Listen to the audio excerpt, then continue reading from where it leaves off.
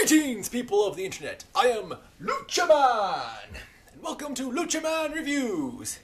Today, I review a new TV show to Cartoon Network's Adult Swim lineup called Rick and Morty.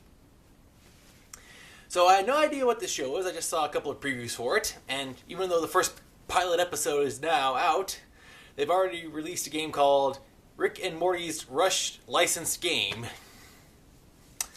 Yeah, so this is going to be interesting.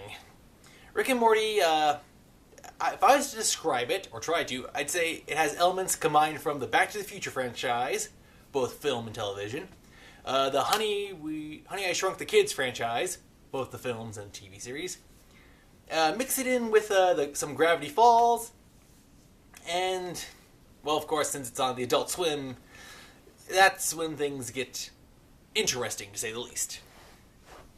Alright, so the story behind the show is it follows the exploits of the two main characters. Rick, who is the self-proclaimed scientist, for lack of a better word, of the series.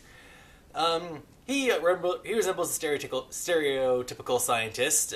Basically, he's a Doc Brown, only with a substance abuse problem, I could say, and a little bit unhinged. And even though he's obviously on chemicals and has more priorities, he is very smart. Smart enough to actually create a hover flying machine just out of junk in the garage and create an interdimensional portal device. Yet, of course, based on his actions, he drinks very heavily, and who knows what other stuff he's abusing. Despite all of this, he seems to have a soft spot for his grandson, Morty. Morty is a student in a high school who seems to have a low self-esteem, low confidence, and seems to be, and from what I gathered from the first episode, especially towards the end, he's not the sharpest knife in the kitchen drawer, which is somewhat unfortunate, especially how he's hanging around with his crazy grandfather. Now, the only person who seems to be aware of the grandfather being a bad influence is Morty's father. Unfortunately for him, Morty's father's wife is the daughter of Rick, so she'll defend him to the ends of the earth because he just came back into her life. I don't know. This was a lot to take in on the first episode. Animation-wise, the style reminds me of a combination of Invader Zim meets Gravity Falls. The premise of this episode was they were trying to get some kind of special mega seeds from mega fruit that grew on mega trees in another dimension. Anyway, so like I said, it's all the mixes of those different franchises, but with the Adult Swim brand of humor. So you're not supposed to really overthink this series. I can only imagine how this show is going to progress.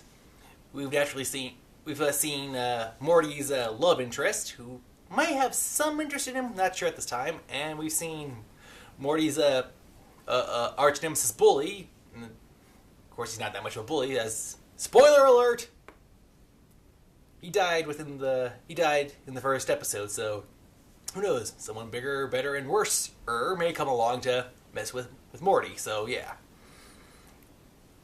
So it's obviously Marty, and they have some shoes in this first episode, which is definitely a callback to the second Back to the Future film in some way, shape, or form, along some other stuff. So yeah, it's obviously a bunch of science fiction-y, crazy interdimensional stuff from different shows and films, all thrown into this one show. So I give this show, so while it has its problems, I give it a 4.5 out of 10. It needs some work, but like I said, it's one of those shows you're not supposed to overthink. You're just supposed to laugh at it. And, well, I guess anything at 2 a.m. when you're deprived of sleep is pretty funny. So yeah, I'll keep watching it just to see if it even makes it through the season. So until next time, this has been LUCHA saying thank you for watching and have a nice day.